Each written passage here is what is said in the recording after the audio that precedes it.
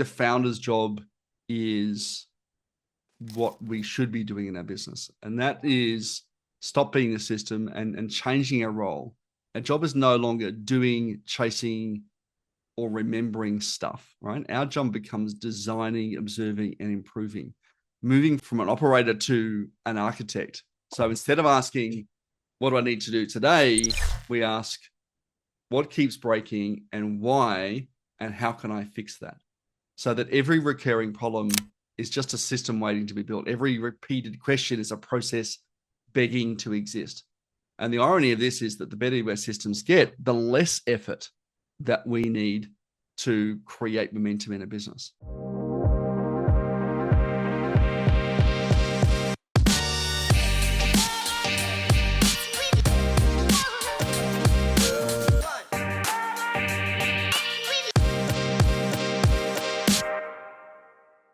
Hey guys, welcome back to another episode of More Clients, Less Effort. I want to start today's episode with a slightly uncomfortable question. And this was sort of prompted, I guess, by my recent trip out to Bangladesh over Christmas. If you were to disappear from your business for 30 days, and I mean completely disappear, like no email, no Slack, no just checking in, what actually breaks, right? Not hypothetically, not eventually breaks, right? But what breaks first? Because here's the truth that most business owners really don't want to admit to themselves, okay? If your business falls apart the moment that you stop showing up, you're not actually running a company, right? You are the system in your business. And that's awesome, and it feels like super heroic for a little while. And it might even feel necessary at times, but it's also the fastest way to cap your growth, to burn yourself out and quietly resent the thing that you're starting to build. Today, I want to go into that a little bit more and talk about the shift that changes everything. And that's moving from being the system to building the system. And this is a leadership shift, right? It's a mindset shift. And for a lot of people, it's very much an identity shift as well. Because most business owners and founders don't mean to become the system, right? It happens slowly and somewhat insidiously. You answer that one client email because it's faster, right? You jump onto one sales call because they only trust you, or, that service call. You fix one process manually because it's quicker than documenting it. And suddenly you find yourself that you are the follow-up system. You are the quality control system. You are the onboarding system, right? And you are the memory of how things are done in the business. And at a certain point, your calendar becomes the operating system of the business. But there's a trap to that, right? Because whilst you're competent, things work. Revenue comes in, clients are happy, and it feels like almost proof that this approach is correct. But it's not proof of scalability, right? It's actually proof of dependency on you. And dependency doesn't scale very well. It only stretches until it just snaps. So I wanted you to do the holiday test, okay? It's a very simple diagnostic that I do with our clients at More Clients here. And I want you to ask yourself this, and this is potentially a really good one, having just been through Christmas. Okay, so can leads still be captured, followed up, and booked into sales calls without you? Can clients still be onboarded without your personal involvement? And can money still come in without your direct effort that week? All right. Now, if the answer is yes, but, right, that's still a no. Because the yes, but I'd need to check means that you're the safety net. And your business, as it grows, and systems don't rely on safety nets. So I want you to consider this really uncomfortable reframe, that if your business only works when you're present, it doesn't actually work.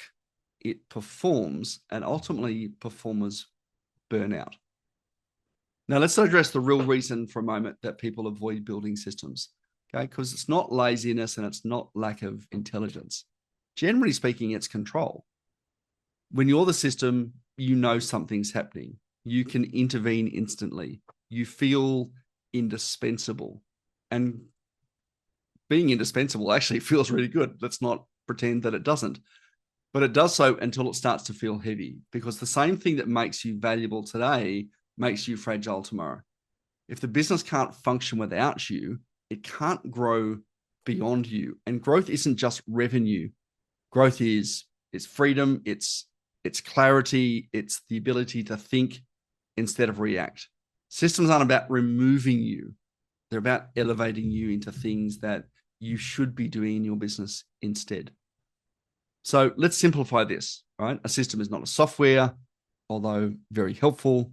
A system is not a tool, although also very helpful. A system is a repeatable decision that no longer requires you to be made. That's it. When a lead comes in, something should happen.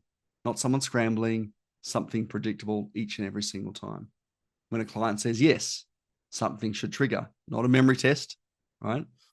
But something should trigger and happen repeatedly and predictably. When silence appears in your sales pipeline, something should respond. And ideally, not your anxiety.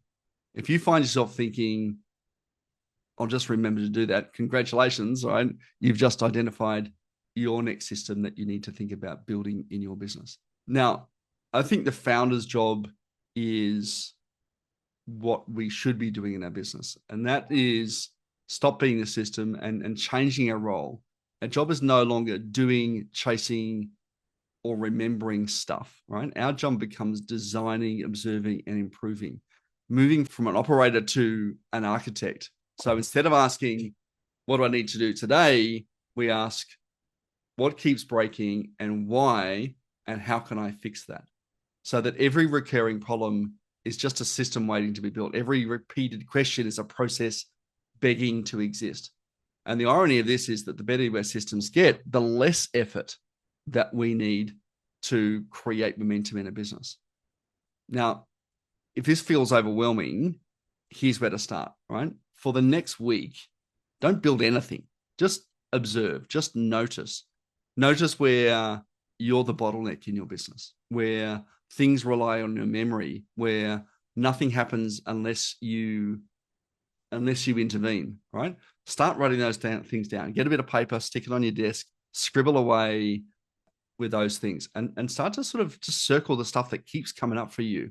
Don't necessarily judge yourself for it. Just write it down, and don't try and fix everything at once. What we're just going to try and do is see the shape of the machine that we're currently powering with our own nervous system. Because before clarity comes control, right? And once we can see it, we can redesign it. Now, here's the big idea to take away with you. All right. Your business should work for you, not through you. If you are the system, growth will always feel heavy and will always feel hard. If you build a system, growth starts to feel calm and more predictable. And calm is not lack of ambition. It's what happens when effort is finally pointed in the right direction. So in our next episode, what we're going to dive into is the next layer. How do we turn chaos into simple, repeatable flows that quietly creates clients and impact without us chasing them? And until then, ask yourself, where am I still being the system? And what would I change? What would change if I stopped?